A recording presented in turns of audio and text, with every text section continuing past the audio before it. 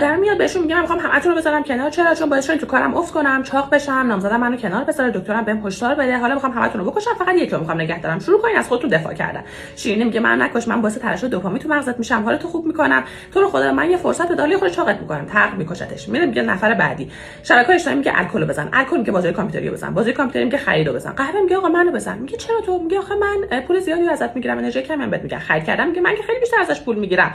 میگه راست میگی، بعد خرید کردن تق میزنه، خرید کردنم میکشه. قهوه میگه حالا دیگه منو بزن، من وقت زیادی میگیرم برای درست کردن یه فنجون قهوه. میگه نه تلویزیون وقت بیشتری ازم میگیره، کلی سریال میبینم، وقتم از بین میره، میزنه سریال دیدن رو میکشه. قهوه میگه من بیخوابی بهت میدم، سردرد میدم. بازی کامپیوتر میگه بابا الکل که بدتر، الکل میگه تو بدتری، جفتشون رو میزنه میکشه، فقط قهوه باقی میمونه با شبکه‌های اجتماعی. شبکه‌های اجتماعی میگه منو نزن، اگه منو بزنی که تفریح بعد باقی نمیمونه. میگه تو رو هم میکشم، تفریح همیشه قهوه درست کردن. قهوه میگه من یه اعتیاد جدید بر سراغ دارم که خیلی هم خوبه، نگرانش نباش، و اون کار کردن 10 ساعت در طول روز.